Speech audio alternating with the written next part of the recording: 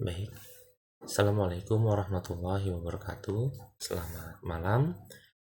Pada hari ini saya membawakan mengenai tugas mata kuliah pengantar ilmu pendidikan dengan dosen pengampu Dr. Syafaat Ariful Huda, MPD. Saya Andri Okstario Akbar, MPM 202385194 dari kelas 10 RBR. Materi pembahasan kali ini adalah mengenai faktor-faktor determinan dalam dunia pendidikan. Nah, sebelum kita membahas mengenai faktor-faktornya, dalam hal ini marilah kita mengetahui apa yang dimaksud dengan faktor determinan. Istilah faktor determinan dalam pengertian ini adalah salah satu faktor yang tegas menentukan atau final sifatnya dalam suatu relasi sebab akibat. Determinan sifatnya bisa organistik, merupakan faktor penyebab yang muncul dari dalam organisme atau dalam individu itu sendiri. Baik, mari kita membahas mengenai faktor yang pertama. Faktor yang pertama adalah faktor pendidik. Pendidik adalah seseorang yang memiliki tugas untuk pendidikan atau memberikan pendidikan. Pendidikan yang dimaksud adalah mendidik, membina, membimbing, memelihara, menumbuhkan, dan mengarahkan agar menjadi jauh lebih baik. Dalam Kamus Besar Bahasa Indonesia, pendidik berarti orang yang mendidik. Orang yang mendidik diantaranya guru, dosen, tutor, instruktur, widya suara, pamong belajar, konselor, dan lain-lainnya sesuai dengan profesi dan pekerjaannya. Saya kutip dari Purwadarminta, W.J., tahun 1991, Kamus Umum Bahasa Indonesia, Jakarta, Balai Pustaka. Definisi pendidik sangatlah penting dalam sistem pendidikan. Pendidik mempunyai peran penting dalam proses belajar mengajar. Dalam buku Landasan Pendidikan dikatakan bahwa pendidik adalah semua anggota masyarakat yang bertugas membimbing, mengajar, serta dapat membantu perkembangan kepribadian seseorang dan mengarahkannya untuk tujuan pendidikan.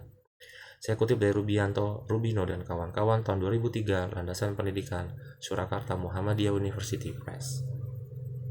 Secara akademis ditegaskan bahwa pendidik adalah tenaga kependidikan, yakni anggota masyarakat yang mengabdikan diri dan diangkat untuk menunjang penyelenggaraan pendidikan yang berkualifikasi sebagai pendidik, guru, dosen, konselor, pamong belajar, dan fasilitator dalam menyelenggarakan pendidikan. Saya kutip dari Undang-Undang Republik Nomor 20 Tahun 2003 Pasal 1 Ayat ke-6. Pendidikan adalah proses belajar mengajar yang terdiri dari beberapa komponen penting untuk mencapai suatu tujuan. Pendidik dalam sistem pendidikan adalah guru. Guru merupakan jabatan atau profesi yang memerlukan keahlian khusus. Orang yang pandai berbicara dalam bidang-bidang tertentu belum dapat disebut sebagai guru. Untuk menjadi guru diperlukan syarat-syarat khusus, apalagi sebagai guru yang profesional harus menguasai seluk-beluk pendidikan dan pengajaran dengan berbagai ilmu pengetahuan lainnya, dan perlu dibina dan dikembangkan melalui masa pendidikan tertentu atau pendidikan prajabatan. Di dalam Undang-Undang Guru dan Dosen ditemukan bahwa guru adalah pendidik profesional dengan tugas utama mendidik, mengajar, membimbing, mengarahkan, melatih, dan mengevaluasi peserta didik dalam proses belajar mengajar. Hal ini saya kutip dalam Undang-Undang Republik Nomor 14 Tahun 2005 Pasal pertama. Kesimpulan, pendidik dikatakan sebagai guru profesional jika memenuhi beberapa persyaratan, yaitu antara lain memiliki kualifikasi akademik, sertifikat pendidik, kompetensi sehat jasmani dan rohani, memiliki kemampuan untuk mewujudkan tujuan pendidikan nasional, serta harus memiliki 4 kompetensi pokok: kompetensi pedagogik, kompetensi kepribadian, kompetensi sosial, dan kompetensi profesional.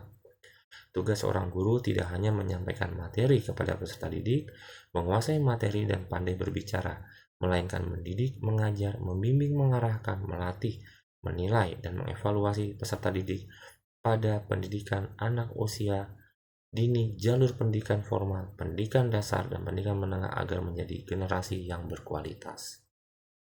Baik, kita pindah ke faktor yang kedua, yaitu faktor peserta didik. Secara etimologi, peserta didik dalam bahasa Arab juga disebut sebagai timiz, jamaknya adalah talamid, yang artinya murid. Maksudnya adalah orang-orang yang menginginkan pendidikan. Dalam bahasa Arab dikenal dengan istilah talib, jamaknya adalah tulab, yang artinya adalah orang-orang yang mencari ilmu. Peserta didik adalah seseorang yang masih belum dewasa dan memiliki potensi dalam dirinya dan menjadi fitrahnya yang harus dikembangkan. Saya kutip dari Soeharto tahun 2011, Filsafat Pendidikan Islam Yogyakarta, Arus Media. Peserta didik adalah orang yang memiliki potensi dasar yang perlu dikembangkan melalui pendidikan baik secara fisik maupun psikis, baik pendidikan itu di lingkungan keluarga, sekolah, maupun di lingkungan masyarakat di mana anak tersebut berada. Kebutuhan intelektual peserta didik ditandai dengan kebutuhan memperoleh ilmu pengetahuan. Setiap siswa memiliki karakteristik dan tingkat keinginan untuk memperoleh ilmu pengetahuan, dari keinginan yang keras sampai tidak memiliki keinginan, atau ada pula yang berkeinginan terhadap salah satu pelajaran. Keinginan peserta didik ini merupakan keinginan yang tidak dapat diubah oleh guru, akan tetapi dapat dioptimalkan dengan memberikan kenyamanan pada peserta didik dalam belajar. Kesimpulannya adalah, peserta didik ini memiliki karakteristik yang berbeda-beda yang diperoleh dari lingkungan sekitar. Karakteristik bersifat biologis yang cenderung lebih tetap, dan karakteristik bersifat psikologis lebih mudah berubah karena dipengaruhi oleh pengalaman dan lingkungan. Pendidikan itu dimulai dengan pemeliharaan yang merupakan persiapan ke arah pendidikan yang nyata, yaitu pada minggu dan bulan pertama seorang anak dilahirkan, sedangkan pendidikan sesungguhnya baru terjadi kemudian. Sepanjang tatanan yang berlaku, proses pendidikan itu mempunyai titik akhir yang bersifat alamiah. Titik akhir bersifat prinsipal dan tercapai bila seseorang manusia muda itu dapat berdiri sendiri dan secara mantap mengembangkan serta melaksanakan rencana sesuai dengan pandangan hidupnya. Faktor yang berikutnya adalah faktor lingkungan sekolah. Lingkungan pendidikan adalah tempat di mana seseorang memperoleh pendidikan secara langsung atau tidak langsung. Lingkungan pendidikan berupa lingkungan sekolah maupun lingkungan kelas. Hal ini saya kutip dari Abdul Qadir, Dasar-Dasar Pendidikan, Jakarta, Kencana Prenada Media Group, tahun 2012, halaman 159. Jadi lingkungan sekolah merupakan tempat seseorang siswa dalam menjalankan kegiatan-kegiatan pendidikan untuk memperoleh ilmu pengetahuan, perubahan sikap, dan keterampilan hidup, baik di dalam kelas maupun di luar kelas, dengan mengikuti dan mentaati peraturan dan sistematika pendidikan yang telah ditetapkan sehingga proses belajar dapat mencapai tujuan yang diharapkan. Fungsi lingkungan sekolah menurut Suwarno, saya kutip dari Suwarno, Pengantar Umum Pendidikan, Jakarta, Alfabeta, 2011, halaman 112, adalah sebagai berikut. Yang pertama, mengembangkan kecerdasan pikiran dan memberikan pengetahuan. Yang kedua, spesialisasi. Yang ketiga, efisiensi. Yang keempat, sosialisasi. Yang kelima, konservasi dan transmisi kultural. Dan yang keenam adalah transisi dari rumah ke masyarakat. Berdasarkan pendapat di atas, dapat simpulkan bahwa fungsi lingkungan sekolah adalah membantu mengerjakan serta menanamkan budi pekerti yang baik bagi siswa. Selain itu juga dapat memberikan pendidikan untuk kehidupan bermasyarakat yang sukar atau tidak dapat diberikan di rumah. Faktor yang berikutnya adalah faktor lingkungan keluarga. Sebelum anak mengenal lingkungan sekolah dan masyarakat, keluargalah yang pertama dijumpainya. Lingkungan keluarga merupakan lingkungan pendidikan yang paling berpengaruh dibandingkan lingkungan yang lain karena seorang anak yang lahir sejak awal di kehidupannya dan dalam keluarganya lah ditanamkan benih-benih pendidikan. Di dalam keluarga, kepribadian anak akan dibentuk dari daya interaksi antara anggota keluarga terutama dari kedua orang tuanya. Keluarga sebagai organisasi terkecil menjadi awal mula pembentukan karakter seorang anak. Segala sesuatunya dimulai di sini, dimulai ketika ia belajar untuk bicara, mengenal benda sekitarnya, berdiri, berjalan hingga berlari. Pendidikan anak tidak lepas dari peranan seluruh anggota keluarga. Menurut Syamsu Yusuf, alasan penting peranan keluarga bagi perkembangan anak adalah: pertama, keluarga merupakan kelompok sosial pertama yang menjadi pusat identifikasi anak. Yang kedua, keluarga merupakan lingkungan pertama yang mengenalkan nilai-nilai kehidupan kepada anak. Yang ketiga, orang tua dan anggota keluarga lainnya merupakan significant people bagi perkembangan kepribadian anak. Yang keempat, keluarga sebagai institusi yang memfasilitasi kebutuhan dasar insani. Dan yang kelima, anak banyak menghabiskan waktu di lingkungan keluarga. Nah, posisi seseorang dalam keluarga juga turut merawat tumbuh kembangnya anak, bisa mempengaruhi pada fungsi belajarnya. Penampilan, sikap orang tua berperan dalam memajukan atau menghambat pendidikan seseorang.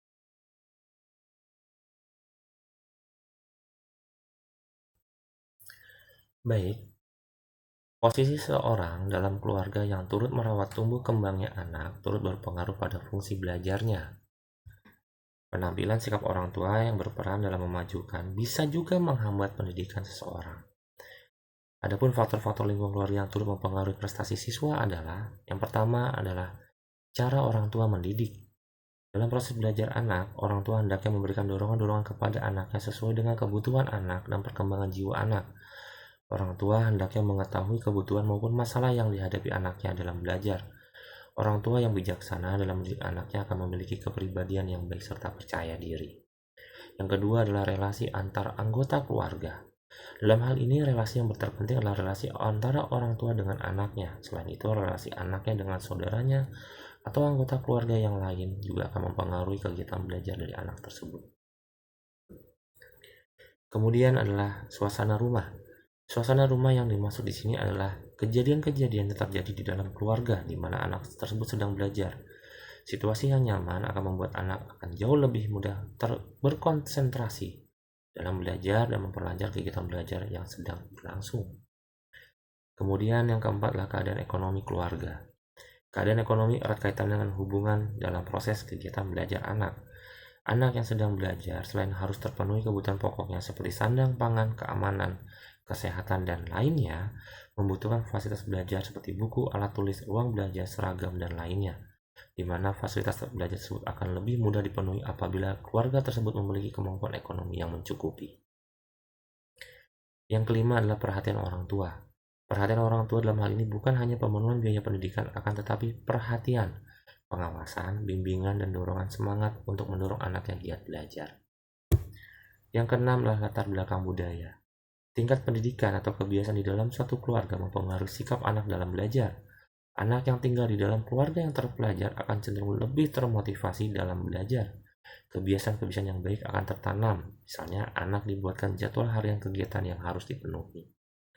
Berdasarkan pendapat di atas, dapat disimpulkan bahwa anak-anak menerima pendidikan pertama kali dalam lingkungan keluarga, kemudian dilanjutkan lingkungan sekolah dan masyarakat. Dengan kata lain, tanggung jawab pendidikan anak terletak pada kerjasama antar keluarga, masyarakat, dan sekolah. Dalam hal ini, keluarga sebagai lingkungan pertama yang mempunyai peranan dalam menuntun perkembangan anak menjadi dewasa. Demikianlah penyampaian materi tugas pengantar ilmu pendidikan kali ini. Terima kasih atas waktu dan perhatiannya. Saya Andri Okstario Akbar, NPM 202385194 dari kelas 10 RBR, undur diri. Wabillahi taufiq wal hidayah. Wassalamualaikum warahmatullahi wabarakatuh. Terima kasih.